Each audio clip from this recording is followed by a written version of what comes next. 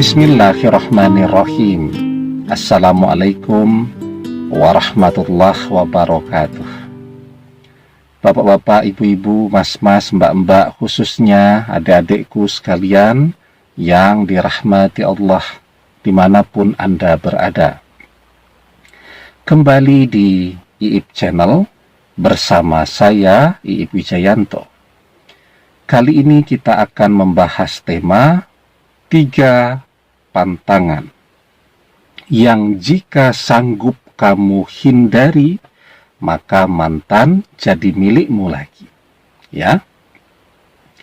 Jadi ketika kita sudah tidak bisa berkomunikasi lagi dengan mantan, tidak bisa ketemu lagi dengan mantan, tidak tahu mantan sekarang ada di mana, di kota mana, kita tidak tahu. Mantan bahkan tidak menggunakan media sosial, ya, agar kita tidak bisa menghubunginya, ya, sehingga kita betul-betul tidak tahu mantan sekarang di mana, ya, pekerjaannya apa, dan seterusnya. Tetapi kita tetap berharap, ya, tetap menginginkan mantan kembali kepada kita karena kita selalu mencintainya. Maka ada 3 pantangan, ya, yang bisa kita kerjakan, ya, di dalam doa-doa kita, ya, karena kan ketika kita sudah tidak bisa komunikasi lagi dengan mantan, tentu satu-satunya cara yang masih kita punya agar mantan mau kembali kepada kita adalah dengan berdoa. Nah, di dalam berdoa itu ada 3 pantangan, ya, jadi seperti halnya ketika orang sedang berpuasa. Berpuasa itu juga ada pantangan, ya. Misal tidak boleh makan dan minum, ya, dari waktu imsak sampai masuknya waktu berbuka puasa. Nah, itu pantangannya tidak boleh makan dan minum. Kalau orang makan dan minum dengan sadar, maka puasanya menjadi batal, ya. Nah, begitu juga ketika kita berdoa, ada 3 pantangannya, yang ketika kita sanggup menghindarinya, maka insya Allah dengan izin dan pertolongan Allah, mantan akan jadi milik kita lagi, walaupun kita tidak tahu dia sekarang di kota mana. Ya, nah, jadi pantangan yang pertama, ya, pantang untuk menyerah. Artinya apa? Ya, ketika kita menyerah, ya sudah selesai. Tidak ada harapan lagi. Mantan akan kembali kepada kita. Ketika kita menyerah, adalah saya tak menyerah saja. Ya, saya capek berdoa. Kan selalu begitu, kan? Saya baca komen-komen itu. Saya capek Ustadz berdoa. Kok capek ya berdoa? Karena kita itu kan berdoa kan selalu, saya bilang, mengangkat kedua tangan kita ketika kita berdoa. Paling lama kita berdoa 5-10 menit, ya. Mengangkat kedua tangan kita 5-10 menit. Kalau kemudian mengangkat kedua tangan tidak bisa karena ada kesibukan lain. Misal berdoa sambil nyetir nih. Tangannya disetir dan kita terus berdoa. Boleh tidak? Boleh. Tetap berdoa namanya. Walaupun tangannya tidak diangkat. Dan kita selalu mengatakan capek, padahal mengangkat tangan kan tidak capek. Apalagi kalau berdoanya tangannya tidak diangkat, tangannya tetap begini, kok capek ya? Ya, padahal kita olahraga tuh main sepeda berpuluh-puluh kilometer tuh tidak merasa capek itu, ya. Keringetan, ya, kepanasan, kehujanan, itu tidak merasa capek, tapi berdoa kita merasa capek.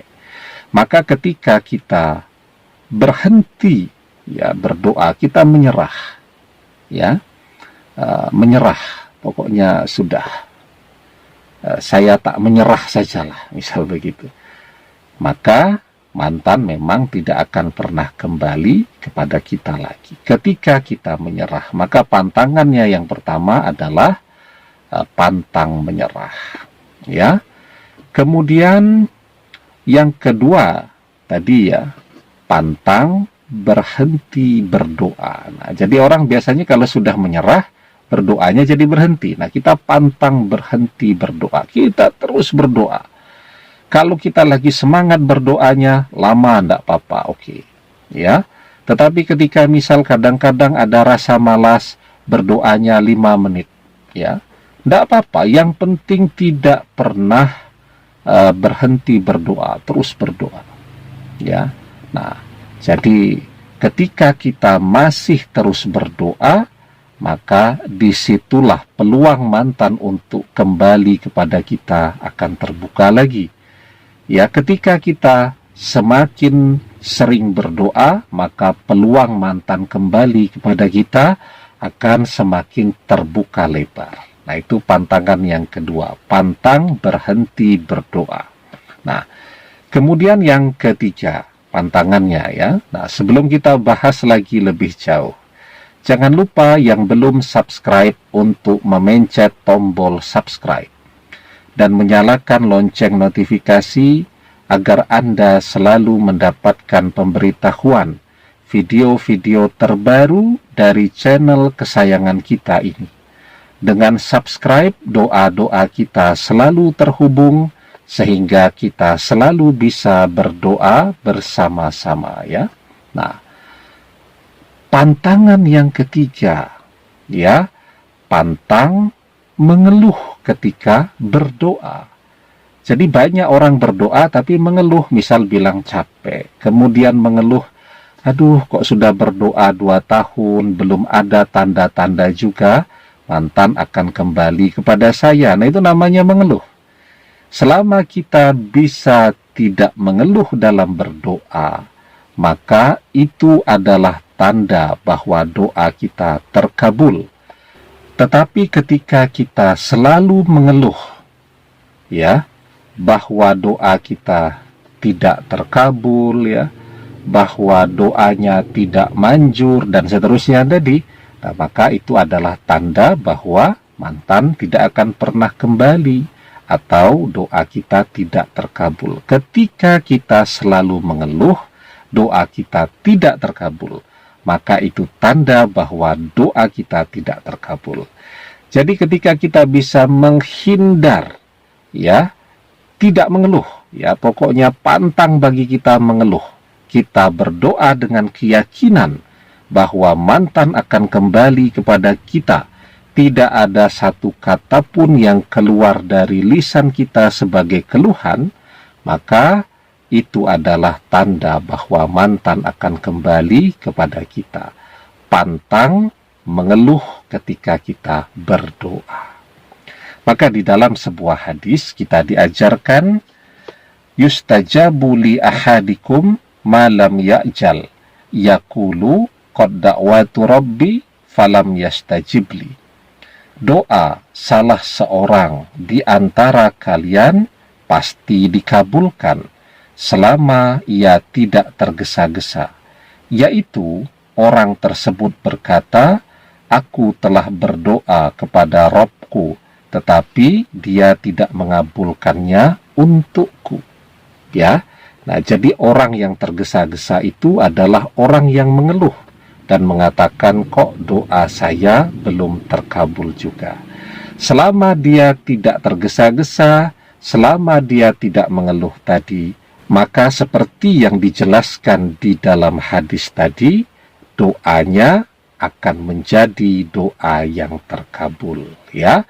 Jadi semua doa itu terkabul selama orang tidak tergesa-gesa dan tidak mengeluh, ya. Demikian, semoga bermanfaat. Wallahu a'lam bissawab, billahi taufik wal hidayah. Assalamualaikum warahmatullahi wabarakatuh.